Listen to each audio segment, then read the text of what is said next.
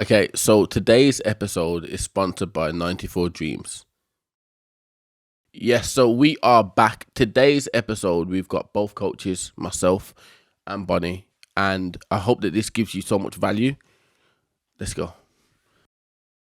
All right, so Bonnie, how are you doing? I'm really good, you know. I'm actually having a really good week. Yeah, this is like the 5th time we've tried to record this, but okay. Yeah. Other than the fact that I can't compose myself on camera, other than that, I'm having a great time. I hear that. So, you know, I thought we would take this opportunity just to get a bit of a catch up for everyone that's watching. Yeah. You know, because there's been like quite a lot of changes. You've come out of your dieting phase. Uh-huh. You know, we're now in our same hub together. You know, so I thought let's just jump on our podcast episode and just tell the people what it really is. So let's start with the dieting phase that you've come out from. Sorry. Yeah. Like, walk me through that process. Okay, so obviously I did my photo shoot. Yeah. That was amazing. The day of the photo shoot, I kind of just ate whatever I wanted. I'll be real. I think the first thing that I put into my mouth was like Mackey's fries. Swear down. Then I ate a Snickers bar. Yeah, and then I had food throughout the day. We went for breakfast, but I don't know why I hadn't eaten McDonald's chips in so long. I thought, I've earned them, so I'm going to get them. That's crazy. Yeah, and then it's just been reverse dieting, really. Coming away from the photo shoot has probably been a bit more difficult than I actually thought it would be. I'm someone clearly who needs a goal. Yeah. And working towards a goal and having a routine is something that really works for me. And then once I've hit that goal, if I don't have another one in place straight away, I'm kind of in limbo. That's just how I am with training. I think that's just how I am with life. I'm always looking for like the next thing. You're very like goal oriented. Yeah. So that was a bit tricky, and obviously, I was speaking to my clients about this earlier. Because obviously they've seen the pictures of the photo shoot, and they're like, "Oh, you look amazing," and I'm trying to explain like that was amazing, but that image that I am was for like 1 week. Yeah. And that's that. Unless you want absolutely no life balance and no enjoyment, like being that lean as a woman is just not sustainable. And like, so then you have the battle of a bit of body dysmorphia when you come out of the shoot, and you can see, look, I mean, I was coached through it. So I had my coach, I reverse dieted, we're fine. But it is like when you're looking at yourself and we're seeing yourself so lean, and now you're looking and you can see the weight coming back on. It is difficult, yeah. So when I speak to people about when I was doing bodybuilding, and then, you know, they're seeing this elite shape, and I'm like, I only held that for 24 hours maximum. Like the way we manipulate our water, everything, like that's why we look like that for that given time. It's for a purpose. You know, my photo shoot prep was bodybuilder style, because obviously that's what I'm looking to do next year. So that's why it only looked like that. For the day, for the week, I'll say. See, a week is really good. Yeah. You know, like if you can sustain that for more than those 24 hours, you're doing a really good job. Yeah.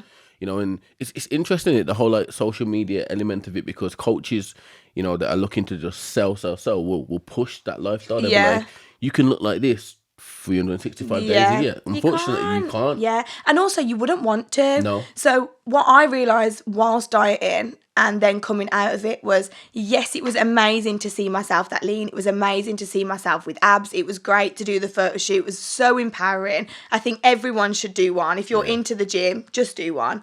But I actually preferred my physique when I was a bit bigger. You did say that though, yeah, didn't you? I did. Yeah. Like, I felt like I lost some of my glutes, some of my quads. You know what? I'm obsessed with having massive quads. My upper body, I'm very upper body dominant, so she was fine. But I actually did miss having a bit more size on me than before. So that was like a good learning curve for me, because it was like, okay, we got lean and we enjoyed it, but I know personally that I don't want to look like that all year round. Yeah. And that's really good. You know, like when you're going through that journey, because I'm very much about embracing the journey. What did you learn? Oh, like how I struggle with commitment sometimes and consistency sometimes, just like everyone. You know, that's what makes us human as coaches. We understand that it's difficult, but you know, when you actually have a goal and you put your mind to something, like I never thought I would be able to get my body to look like that. So for me, the whole reason that I did a prep style like that in the first place was to see if I could even consider competing next year. Yeah. And it told me that I can, because I'd literally like checked, ticking boxes. Tick box exercise. Every single day. Water, steps, cardio, meals, rinse and repeat. It was like Groundhog Day, but weirdly enough, I actually enjoyed it. And I'm not saying there wasn't days when I thought, I hate this. Yeah. When I'm looking and I've got an hour on the Stairmaster, I'm thinking, I don't want to do it. But actually, like, the dedication, the commitment that I showed, I was very proud of. So. You should be. I had a call earlier with one of my clients, and I spoke about this specific element that while you're young, it's imperative that you nail the basics and do them really well. And the basics of being young is to challenge yourself. Oh, 100%. You know, because you're going to learn a lot about yourself in that journey. Again, journey orientated. And what we see day to day, every single day, is people will tell us this is the goal, but they don't understand what it takes to actually get there. They don't. And everyone's goals are different, and they don't always have to be as extreme. You don't have to be an athlete. No. You don't have to compete, but you do have to understand that when you want something, there has to be sacrifices. For example, I had so many nights out in this prep, and I went out, I drove my car, and I drank water. And I still had a great time. Yeah. In fact, some of the nights out that we had, I had a better time than when I've been out and been drinking anyway. So, like, sometimes the sacrifices aren't always a bad thing. But even, like, you know, we always speak about going out. We have to break this down. Why do we go out? Well, the reason why we go out is because we want to be around people who we like. Yeah. So, at what point do we have to put alcohol into this? Yeah, exactly. That's a choice that we make. And ultimately, if you cannot stand for something, then you're going to literally fall for anything. And what you've shown in your commitment is that, and this is why the beautiful thing about this is, when clients work with us, they're not talking to somebody who thinks they know what they're on about. Yeah. You're talking to people who have lived it. Who have done it, yeah. Like, you literally have just come out of that phase. I've went into that phase, and I got trophies in that phase. They're looking at the elite. Yeah. You know, and that's the beautiful thing about this. And, you know, moving forward, like, obviously now we have that great responsibility of both of us being in this motivated environment where it's just us and our clients. Like, how has your first week been? Oh, like, it's crazy. Like, but for all the right reasons. Like, clients have been on point, sessions have been on point, everyone's been hitting PBs, workout intensity has just gone through the roof. Even us as coaches, motivation-wise and dedication-wise, like, we haven't stopped this week, have we? Like, we actually haven't stopped. Literally. It's been crazy, but, like, worth it. It's mad, innit? Yeah, and that just shows the environment that you put yourself in will affect your outcome. 100%. Like, your environment is a massive thing. I agree with that. There was a little clip on Instagram, I'm not sure if you saw it, about water. And it basically said that tap water is free, yeah? You can go to Poundland and a bottle of water is £1. Yeah. The same £1 bottle of water on the aeroplane is £7. Yeah. The value in that environment changes. Yeah. And that was it for me. I saw that and I was like, what? How powerful is that? So ultimately, if we are not striving to, as we said, we are goal-orientated coaches. Yeah. You have shown that when you have gone through your prep phase, then you're now already thinking of the next step. If we don't continue to grow, then we are saying that we are complete. Yeah, which we're definitely not. And we are nowhere near, you know. Now, when I look at this week for me and how that's gone, amazing. Yeah. Absolutely amazing. Like, my alarm goes off at 4 a.m. every day, standard. But walking into that environment and being in there at 5 a.m. is literally like a breath of fresh air. I agree. And when we walking in there, it's like everybody wants to help each other. Yeah. So empowering. So, like, going back to the analogy about the water, this water now is so valuable that it only motivates us for the next step. Yeah. You know, and even little things like clients have said to me, oh my God, like, my gym anxiety now is like gone. How crazy is that? I know. You don't realise how much an environment can affect everything going on around you. And then when you just have a new environment and it's a breath of fresh air, like, your motivation levels for the clients as well are completely different. The way they feel is completely different. Yeah, I agree with that. Let's talk about your content. Yeah. Like, okay, so I know we spoke about this in depth on multiple times. You don't actually like the camera. Yeah, no.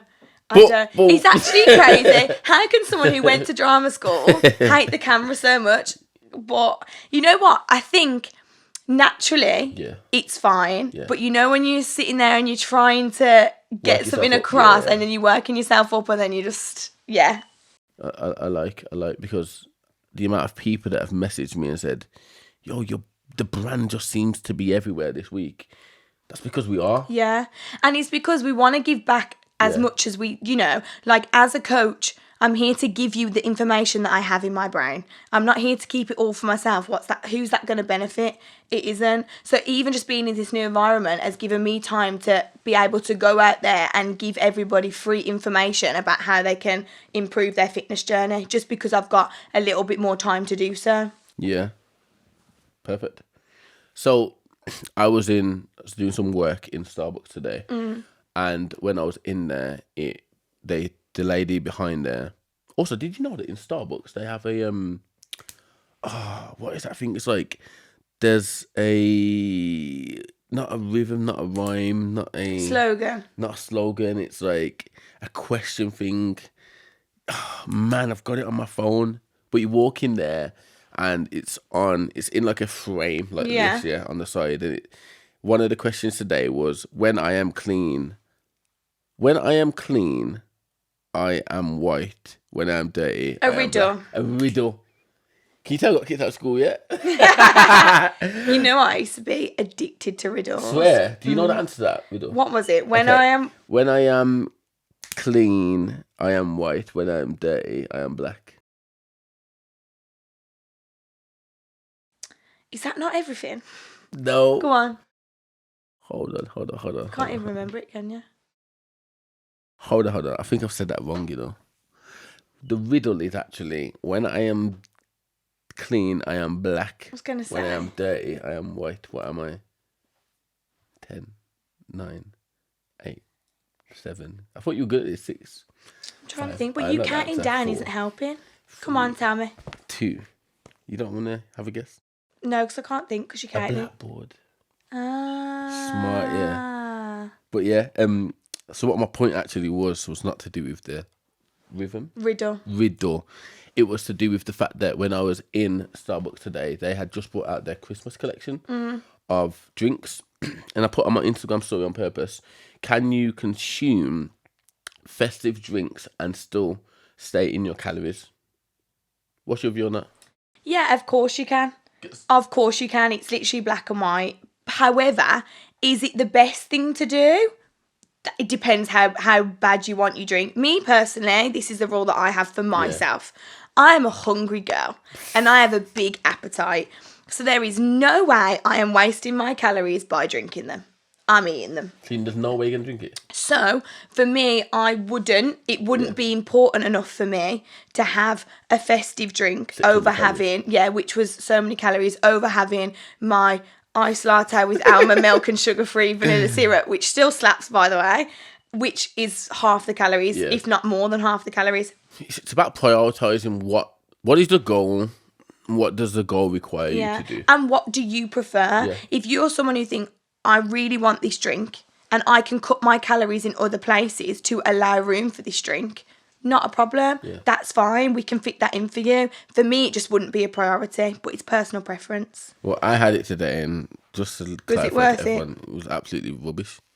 Like, literally, I was drinking it thinking, like, the eggnog didn't even bang anymore. Yeah. Have you had it? No. Okay, I spoke to you about that. Yeah. Okay, don't have an eggnog. It doesn't bang anymore.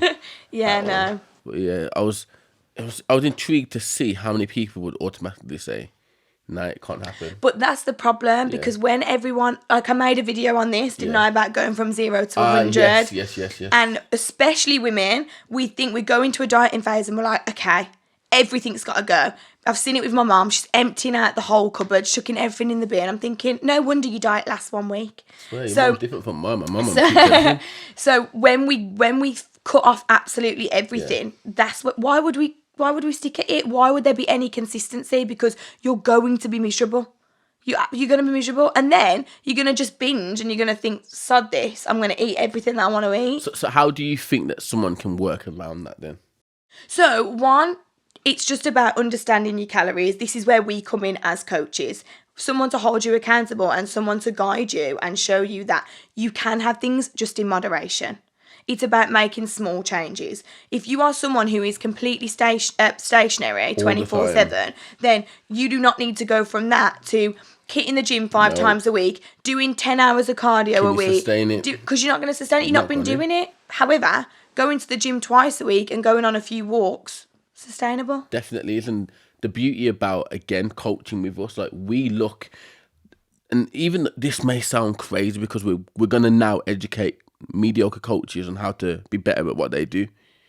The key with what we do in our brand is very simple. We will analyze what your week looks like, and then we will show you how to make that better. Yeah.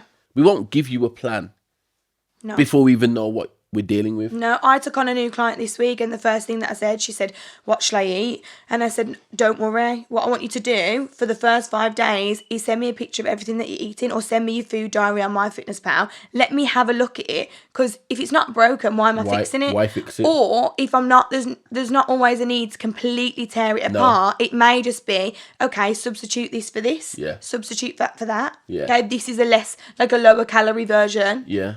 And too often, like, it's very easy to... If I'm giving somebody 5 things to do and they're brand new to it, the likeliness of them doing the 5 is very slim. And the thing is, some people, they don't want to eat the same thing every day. Yeah. Me, I eat the same thing, breakfast, lunch, dinner. The only thing I swap out sometimes is a protein source. Unless I'm going out for like food, it doesn't bother me. I could eat the same thing all the time.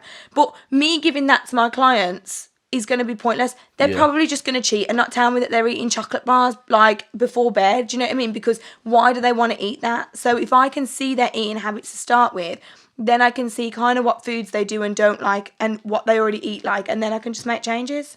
Small, easy changes. Yeah. And when we're talking about coaching, the very philosophy that we go by is clear, precise message.